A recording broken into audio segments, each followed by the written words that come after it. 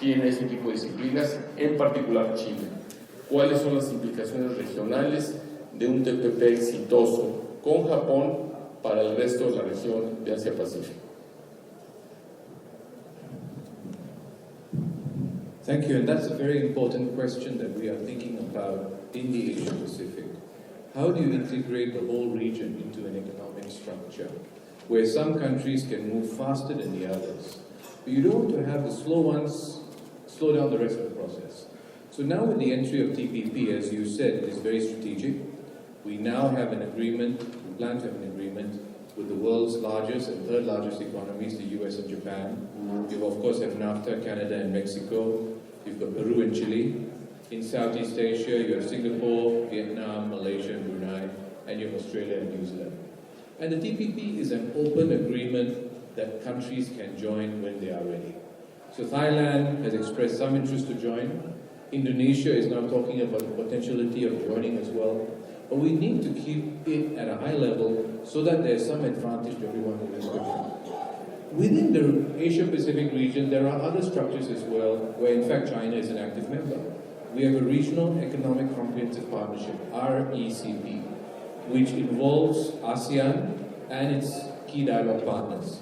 This includes China, India, Japan, Korea, Australia and New Zealand as well. This is not as high standard as TPP, but it is still a way of moving the economies forward.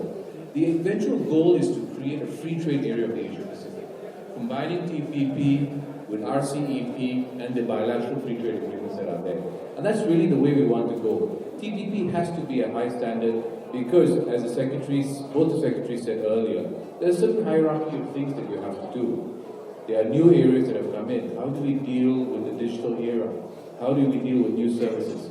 Some economies are not yet ready to deal with that. So that's where I think the advantage of pushing ahead and setting a framework by keeping it open that others can come in to join is really the key of what we want to do. But also what's come up in our conversation so far about where Mexico is and in terms of the TPP and the other things, I think the key is really developing that national consensus, getting the private sector and the public sector together. It is going to be a difficult agreement.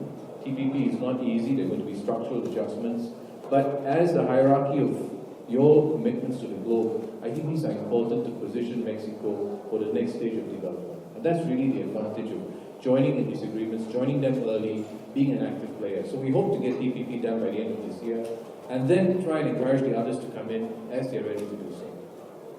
Muy bien.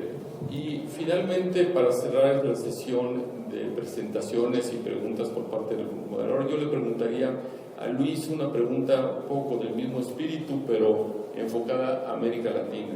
Hablamos mucho de América Latina como región, pero evidentemente también hacia toda América Latina lo que estamos viviendo es una posible